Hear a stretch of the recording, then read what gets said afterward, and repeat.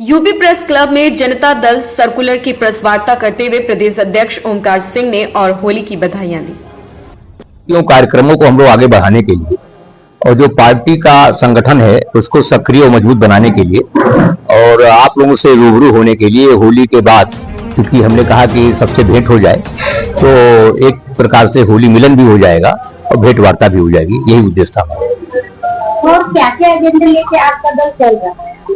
जो किसानों के सवाल हैं, नौजवानों के सवाल हैं, आम जनता के जो बुनियादी सवाल हैं, उन पर हम लोग कार्यक्रम बनाते हैं और कार्यक्रम आंदोलन चलाने का भी काम करते हैं।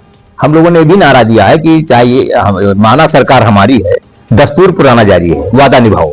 जो हमारा आंदोलन है, आजादी के आंदोलन की जो विरासत है, समाजवादी आंदोलन की जो विरासत है, उसको हम लोग आगे बढ़ाने का काम कर रहे हैं। अभी खासकर नौजवानों के जो सवाल है उस पर भी हम लोगों ने कहा है कि अशिक्षा है, बेरोजगारी है और छात्र संघों के चुनाव भी है, उसको लेकर के भी हम लोग यहाँ पर आंदोलन चलाएंगे और सरकार पर दबाव बनाएंगे कि छात्र संघों के चुनाव हो, ताकि जो लोकतंत्र की प्रारंभिक इकाई है या स्थानीय निकाय के चुनाव हो, वहां भी हम जा रहे हैं चुनाव में। स्थानीय निकाय के चुनाव में अकेले लड़ने का काम करेंगे, चाहे पंचायत का हो, चाहे नगर निगम का हो, नगर पालिका का हो, सब अकेले लड़ेंगे। और वही छात्र संघों के चुनाव, उसके लिए हम संघर्ष चलाएंगे। 2002 से 2007 तक भी लोगों ने आंदोलन चलाया छात्र संघों की बहाली के लिए, और 7 से लेकर 12 तक जो मायावती की सरकार थी उसमें भी हम लोगों ने बहराइच में बड़ी सभा किया, औरैया में हम लोगों ने किया, गाजियाबाद में किया, और छात्र संघों के चुनाव के लिए जो आंदोलन चल रहा था उस पर अखिलेश यादव आ गए सत्ता में। अखिलेश यादव जब आ गए सत्ता में तो 12 से 17 वो भी चुप रहे।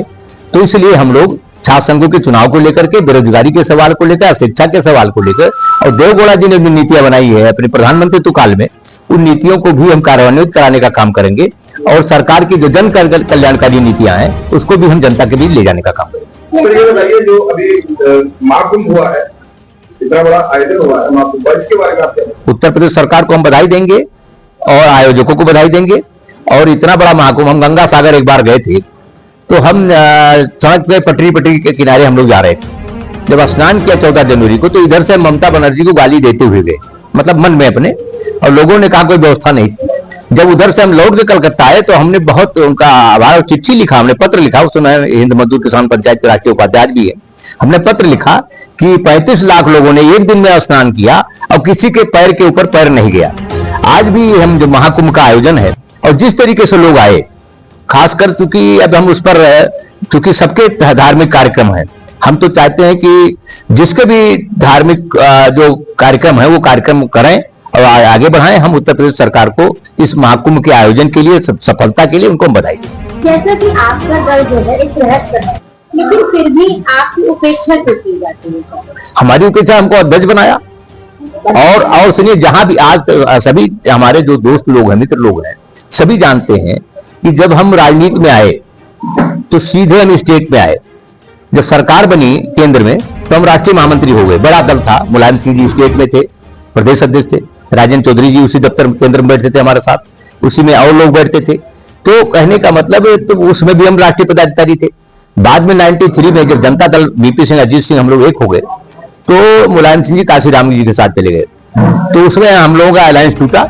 फिर जो है तो आगे चल करके जब भी जो पद है, मैं प्रदेश अध्यक्ष रहा और राष्ट्रीय पदाधिकारी रहा। तो उपेक्षा हमारी कभी नहीं, संगठन में जो उनको हमें देना था वो हमें दे रहे हैं, और हमारी उपयोगिता जहां पर है वहां वो हमें हमारी इज्जत दे रहे, सम्मान दे रहे। अर्थव्यवस्था इस समय डामाडोल स्थिति में है। देखिए, हम लोग 1991 सभी जैसे चर्चा हुई, आर्थिक उदारीकरण के खिलाफ थे। आर्थर डंकल का प्रस्ताव जब बन रहा था तो 86 से लेकर के 92 तक हम लोगों ने कहा प्रस्ताव आएगा तो देश को आर्थिक बदहाली को ले जाएगा। और जब प्रणब मुखर्जी और मनमोहन सिंह जी वित्त मंत्री थे और प्रणब मुखर्जी उसमें कॉमर्स मिनिस्टर, तो मोरक्को में जाके इन्होंने हस्ताक्षर कर दिया। भारत के संविधान के अनुच्छेद 73 में उल्लेख है कि अगर ऐसा प्रस्ताव आता है, अंतर्राष्ट्रीय प्रस्ताव, जिसमें हमारे देश की जनता के अधिकार सीमित हो रहे हों,